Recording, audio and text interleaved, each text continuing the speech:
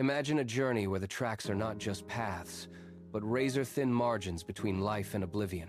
You are sitting in a carriage, the metal groaning beneath you, while outside the window there is nothing but a vertical drop into a misty abyss. This is not a nightmare. It is the reality of the world's most perilous railways. We begin with the Death Railway in Thailand. Built by thousands of prisoners during World War II, the tracks cling to the side of a mountain like a fragile spider web. The iron rails are bolted into rock faces that have stood for millennia, yet they feel temporary, almost desperate. As the train inches forward, the gorge on your left seems to reach up to claim the wheels. Every rotation of the steel tires sends a vibration through the floorboards, a rhythmic reminder that the support beneath you is barely wider than the train itself. You look down, and the canopy of the jungle floor is a distant, blurred green. The mountain wall presses against the right side of the carriage, while the open air beckons from the left. There is no room for error here. The train moves, the bridge flexes, and the abyss waits. The danger shifts from the silence of the mountains to the frantic pulse of Thailand's Mae Klong market. Here, the track is the street. Vendors scramble to pull back their awnings, retracting stalls mere inches from the passing steel. The train does not slow. It pushes through the crowd, a wall of iron that demands total submission from the living. One misstep, one hesitation, and the machine becomes an unstoppable force. You watch the faces of the people as the wheels grind past, their proximity to the metal a constant, nerve-wracking gamble. But the chaos vanishes as we cross the ocean to the USA, where the Georgetown Loop Railroad defies gravity in a different way. The train crawls across a narrow, rusted bridge suspended high above the valley floor. The transition is violent. The crowded market noise is replaced by the howl of mountain wind. The structure sways under the weight, a rhythmic, sickening motion that makes the iron feel brittle. You look through the floorboards to the valley floor hundreds of feet below. There is no crowd here to hide behind, no street to offer a margin of safety. If the brakes fail, there is nowhere to go but down into the hollow, empty air. The dread of the heights yields to the biting, crystalline cold of the White Pass and Yukon Route in Alaska. Here, the tracks are carved directly into ice-covered cliffs. A sheer wall of rock looms to your right, while a bottomless drop into the frozen void waits on your left. The cold bites through the glass, turning the carriage into a mobile freezer. The silence of the snow is absolute, broken only by the sharp, rhythmic screech of metal grinding against frozen steel. Every curve is a gamble against gravity and ice. But the landscape shifts again, trading the stillness of the north for the volatile fury of the Indian Ocean. On the Chennai-Rameswaram route, the train rolls across a bridge that slices through the open sea. This is not a path, it is a target. When the cyclones hit, the horizon disappears behind a wall of gray water. Waves crash over the tracks, turning the iron structure into a slippery, salt-sprayed death trap. The train moves through the spray, the wheels fighting for traction on rails slick with brine.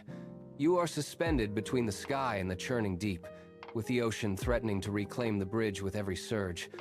Nature here is not a backdrop. It is an active, crushing force, and the train is merely a fragile intruder. The salt-heavy air of the ocean vanishes, replaced by the thin, biting atmosphere of the Andes. In Argentina, the Tren a las Nubes climbs, until the earth below becomes a distant, blurred memory. As the locomotive ascends, the air loses its substance. You feel the change in your chest. Every breath requires a conscious, labored effort. The train navigates curves so tight and steep that the tracks seem to vanish into the white haze of the clouds. This is a different kind of terror. The threat is no longer the crushing force of a cyclone or the jagged edge of a cliff, but the slow, creeping realization that your own body is struggling to function. You watch the passengers around you, their faces pale, their movements sluggish as they gasp for oxygen.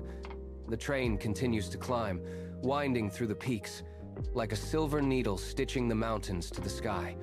Below, the dizzying drop is hidden by thick, swirling mist, creating the illusion that you are traveling on a path suspended in nothingness.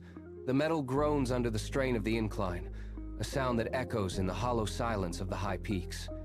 Here, at the edge of the atmosphere, the world feels fragile and distant. The clouds part, and the train plunges into the suffocating emerald depths of Australia's Coranda Scenic Railway. Here, The jungle is not merely a landscape. It is a living, encroaching wall. Vines whip against the windows as the tracks snake through dense, unforgiving foliage. Waterfalls cascade down the rock faces, their spray turning the rails into slick, treacherous ribbons of steel. The ground beneath the train feels soft, yielding to the weight of the locomotive as it pushes through the thicket. Every turn brings the risk of a washout, the jungle constantly threatening to reclaim the path. But the humidity of the tropics is soon replaced by the acrid, biting scent of sulfur. In Japan, the Aso Minami route carries you to the very edge of an active volcano. The landscape here is scorched and gray. The ground beneath the tracks is unstable, vibrating with the subterranean pulse of the mountain. You look out at the jagged, steaming craters, realizing that the earth is not solid. It is a thin crust over a furnace. The threat of an eruption is a constant, looming shadow. The sulfurous haze of the volcano fades, replaced by the sharp, rhythmic roar of the South African coast. The Outnikwa Chucho train hugs the shoreline with a desperate, iron grip. To your right, the mountains rise like jagged, unyielding walls, their slopes scarred by the potential for sudden landslides. To your left, the ocean crashes against the cliffs, sending plumes of salt spray directly against the glass. The train is squeezed into this narrow, precarious corridor, a thin line of steel caught between the fury of the tide and the instability of the heights. Every pulse of the engine feels muffled by the sheer weight of the environment. You watch the spray coat the windows, obscuring the horizon. The sensation is one of being funneled into a trap, a claustrophobic squeeze that forces you to acknowledge how little control remains. The mechanical strain is palpable, the wheels grinding against the salt-corroded rails as the train pushes forward into the tightening vise. The coast vanishes, and the horizon tilts at an impossible angle. We arrive at the Devil's Nose in Ecuador, where the mountain does not offer a path. It demands a fight. The locomotive confronts a near-vertical wall of rock that seems to defy the very laws of physics. Here, the tracks do not climb. They zigzag in a desperate mechanical dance. The train pulls forward, then halts abruptly. The silence is heavy, broken only by the hiss of steam and the metallic groan of the brakes. Then, the gears shift. The locomotive reverses, backing slowly onto a narrow, exposed spur that hangs over the void. You are dangling, suspended by nothing but friction and iron, with the valley floor a dizzying drop beneath your feet. The process repeats. Forward, stop, reverse, advance. Each maneuver is a calculated gamble against gravity.